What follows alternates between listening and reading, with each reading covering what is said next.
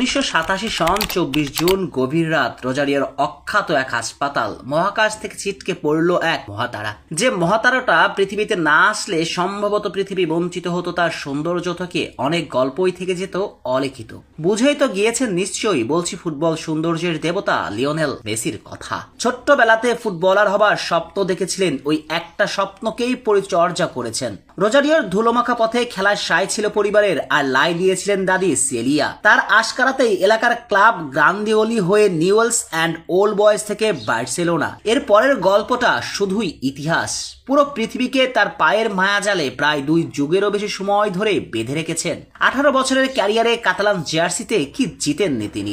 10টা লা লিগা, 4টা কোপা দেল রে, 4টা চ্যাম্পিয়ন্স লিগ, 3টি ক্লাব বিশ্বকাপ, 3টি ইউরোপিয়ান সুপার কাপ, 8টি সুপার কোপা দে স্পানিয়ার শিরোপা জিতেছেন। কাতালান জার্সিতে মোট 35টি শিরোপা জিতেছেন এলেমটেন। কাতালান অধ্যায় পেরিয়ে পিএসজি জার্সিতেও জিতেছেন 2টি লিগ আর শিরোপা। দলগত অর্জনে টাইটুম্বুর ছিলেন তাই তো অনেক আগে থেকেই। সর্বশেষ বিশ্বজয়ের মাধ্যমে ক্যারিয়ারে দলগত অর্জনের পরিপূর্ণতা দিয়েছেন। ব্যক্তিগত অর্জনেও ভর্তি তার শোকেজ। 8টা ব্যালন ডিওর, 6টি গোল্ডেন বুট, 2টি বিশ্বকাপের গোল্ডেন বল, আরো কত ভুরি ভুরি অ্যাওয়ার্ড স্বীকৃতি তার কাছে লুটুপুটি খাচ্ছে।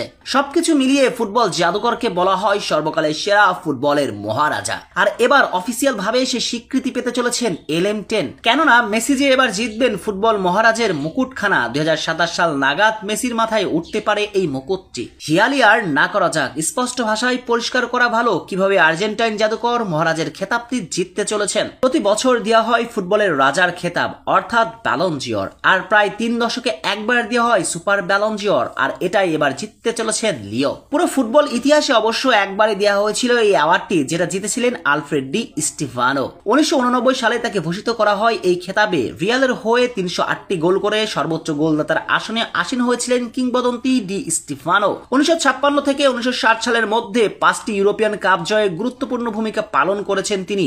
আর 1989 এর পরে দ্বিতীয়বারের মতো দেওয়া হয় সুপার ব্যালন ডিওর। আর এসবের কারণে 1989 সনে জিতে নেন সুপার ব্যালন ডিওর। আর 1989 এর পরে দ্বিতীয়বারের মতো দেওয়া হবে সুপার ব্যালন ডিওর, যেখানে গত দশকের সেরা ফুটবলারের মাঝে থেকে একজনকে বিবেচিত করা হবে। ইতিমধ্যে সুপার ব্যালন ডিওরের জন্য নমিনেটেড করা হয়েছে সম্ভাব্য 3 জনকে। সে 3 জনের মাঝে একজন হলেন ক্রিস্টিয়ানো রোনালদো, অপরজন র্যামোস এবং তৃতীয় জন লিওনেল মেসি। আর এই 3 জনের মাঝে থেকে বেছে নেওয়া হবে একজনকে। আর সম্ভবত সে একজন হতে চলেছেন বর্তমান আর্জেন্টাইন ক্যাপ্টেন, কেননা তার মতো রেকর্ড অর্জন সাফল্য অন্য কারোরই নেই। তাই সবকিছু ঠিকঠাক থাকলে 2027 সালে ইতিহাসের দ্বিতীয় ফুটবলার হিসেবে সুপার ব্যালন ডিওর জিততে চলেছেন লিওনেল মেসি। তো আপনি যদি উপরে ছবিটাকে পছন্দ করে থাকেন অবশ্যই চ্যানেলকে সাবস্ক্রাইব করে লাইক এবং শেয়ার করে দিবেন এবং কমেন্ট বক্সে জানিয়ে দেবেন আপনার ধর্ম কি।